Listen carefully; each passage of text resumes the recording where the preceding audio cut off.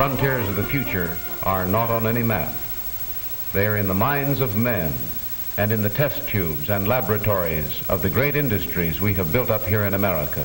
In 1844, the commissioner was about ready to shut up the patent office and go home, believing that everything had been invented, that industrial progress in America had already come to an end. 15 years after Commissioner Ellsworth's gloomy predictions, Edwin Drake surprised skeptics by pumping petroleum out of the hills of Pennsylvania.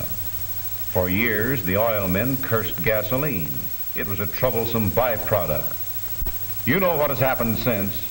Oil and gasoline we demand today furnishes employment to millions of people, and these are only two products obtained from crude petroleum.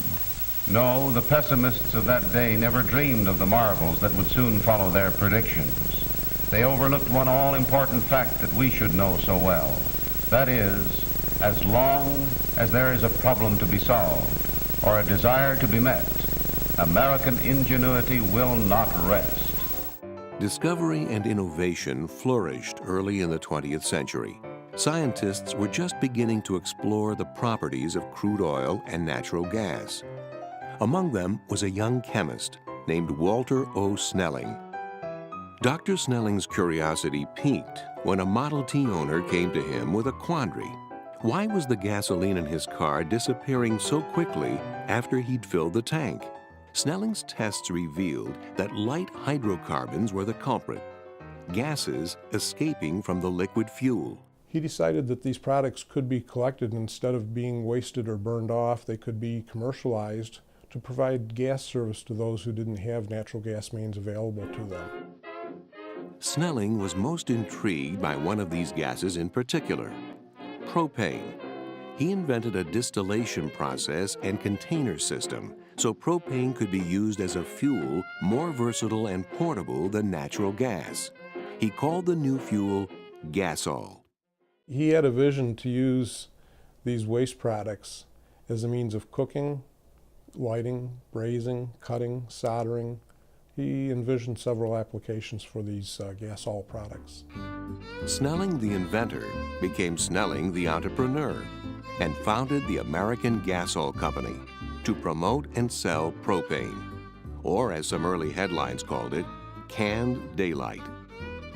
In 1912, Snelling installed the first propane-powered lighting system in the Pennsylvania farmhouse owned by his future father-in-law, John Gehring.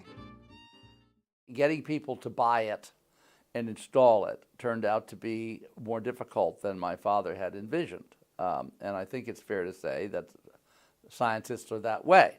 I mean, they think once they have invented something that ipso facto everybody's going to use it, but somebody has to sell it to somebody. And that somebody that did that was Frank Phillips of Phillips Petroleum. Frank Phillips bought Snelling's patent for $50,000 and turned it into an American success story, a worldwide industry worth billions. The propane gas industry didn't really take off until the early 30s in the height of the Depression. But at the time that the industry developed, it was your only source of convenient, controllable energy. There wasn't any other. So that's why the industry grew so much. Typical propane marketer started out in the 30s and 40s with a car and a few dollars in their pocket and a little bit of credit and a dream of developing their own business. Many of these people are successful and many of these businesses exist to this day.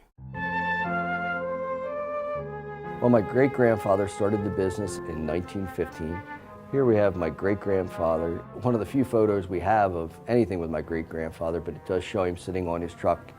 We have here my grandfather with one of his trucks, and approximately 1933 to 35 would be about when that was taken. In the early 40s here, we have my father actually on the running board of one of my grandfather's trucks, and then my oldest son on the running board of my truck in 2005.